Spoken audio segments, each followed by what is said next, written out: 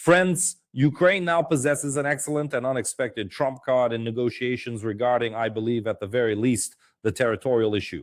The SSU has just provided us with this information. It has just been reported that a drone from the Security Service of Ukraine has struck Russian oil platforms in the Caspian Sea for the third time. This information is being reported by sources associated with Babel. This time, the strike targeted a platform belonging to the Lukoil company, Nizhnevolzhsk, specifically impacting the Korchagin gas condensate field.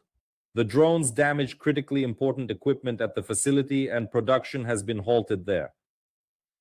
There is also yet another piece of news about an operation by the SSU. This one is even more outrageous. So what exactly happened? For the very first time in history, a security service of Ukraine drone successfully struck a submarine, specifically one located close to the Novorossiysk port. The drone, the SAB Sea Baby, blew up a Russian submarine of the Project 636.3 Varshavyanka class.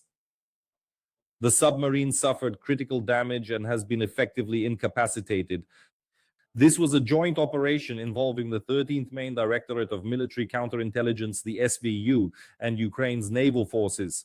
The submarine housed 4 launching installations for Caliber cruise missiles, which were actually used to carry out attacks against Ukraine. Is that right? The cost of the submarine amounts to $400 million. Yes, but to build a new one, the SBU reports it would take $500 million. So this is indeed the black hole class, isn't that right? Because they report its hull is specifically designed to absorb sounds, thereby rendering it nearly imperceptible to sonar detection systems. So black hole is a kind of, well, a call sign. That's what these submarines are called. And this further underscores the importance of this particular event. Just imagine an SBU drone strikes a submarine, one that possesses the capability to absorb sonars. This is truly extraordinary, and it definitively proves yet again that the Russian Federation is now in a position after an absolute comprehensive setback in Kupiansk, affecting its image, politics, and virtually all other aspects. This is already the second weighty argument. One occurred on Friday, today is Monday, and between those days we had a negotiation session with the Americans in Berlin. This is an argument speaking volumes in favor of Ukraine, clearly demonstrating that the Russian Federation is being disingenuous and deceitful when it asserts a strong position on the battlefield. That's not true at all, and this could change a lot and allow Ukraine to finally pressure the Americans, at the very least. This is in reference to reaching an agreement on the cessation of hostilities. The maximum program is along the front line. Right now, I'm showing you photos from the Berlin negotiations. You see Kushner and Witkoff, and at the very least, this entails the withdrawal of forces from a provisional boundary that will be established for both the Ukrainian and Russian military contingents. This is what the president of Ukraine, Volodymyr Zelensky, is insisting on today.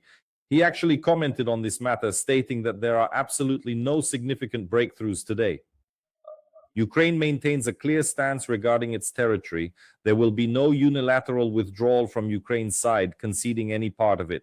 If this were to happen, the Russian Federation would then be compelled to reciprocate this action in an identical and mirrored fashion.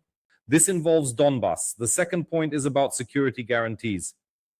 Volodymyr Zelensky also put forth an intriguing proposition, suggesting that if Ukraine were to, for instance, abstain from joining NATO, not through a constitutional amendment, but instead simply through its formal political declaration, then it logically follows that security assurances must be implemented without delay in full accordance with the stipulations of Article 5. This is the situation. Therefore, Ukraine is ready to make a concession in this regard and not demand to stop submitting applications to NATO countries. But what will it get in return? The United States must propose that immediately.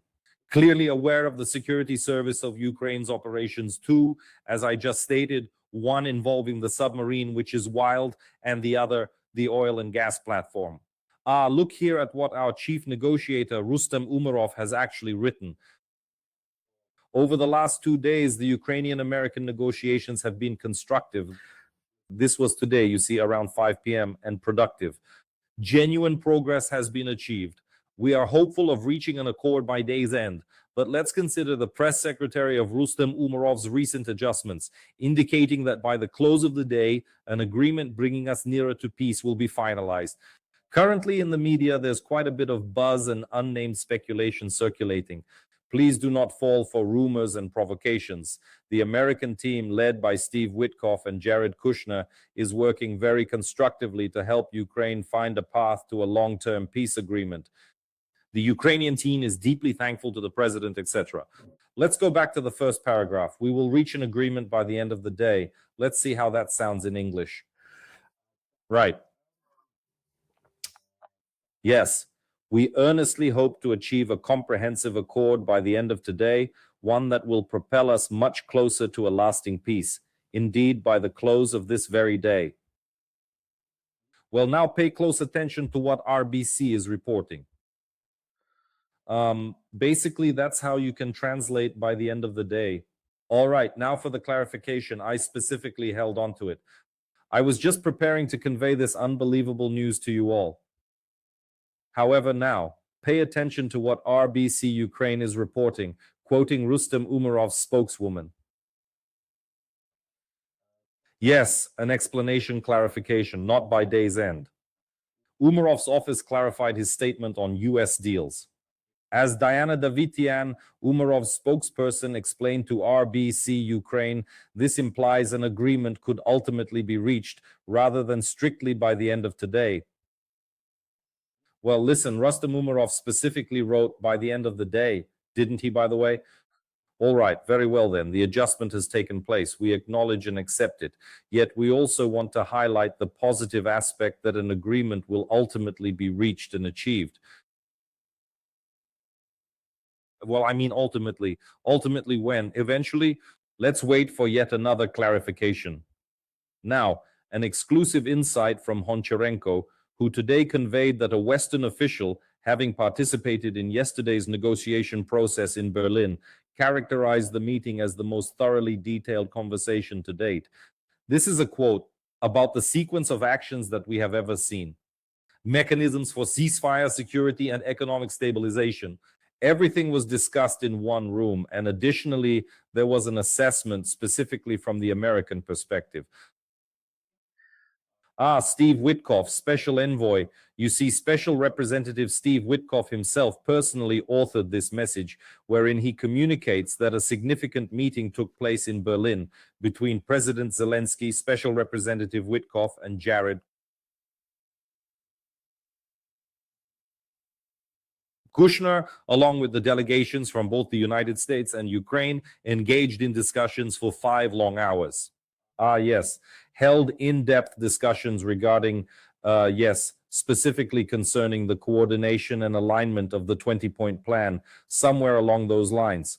Well, this is actually the first time I'm officially seeing from an official source that it's a 20-point plan because of all this constant confusion, like 28, 27, or divided into 4 sections or something similar. You see, as the Russians would say, here Stevie Witkoff notes, 20 points for peace, peace for economic stability, issues along with various other matters. So Witkoff doesn't specifically separate out security issues. A lot of progress was made. A lot of progress has been made. And they are slated to reconvene tomorrow morning. You are already aware that the meeting took place today. So Witkoff regarded this late night post from yesterday as an exceedingly positive and promising development. And now I will reiterate for you once more this post by Umerov, who around 5 o'clock this evening informed us that there has been a great deal of fuss and unsubstantiated speculation. Please do not fall for rumors and provocations. And then, if I may, I'll proceed to read it to you in English, detailing that an agreement. Yes, we have reached an understanding that will bring us significantly closer to peace by the end of today. I genuinely hope that Umerov truly meant precisely what he articulated, and quite clearly. from 2 very successful SBU operations. Thus, we are now awaiting further news. I believe it will emerge quite rapidly.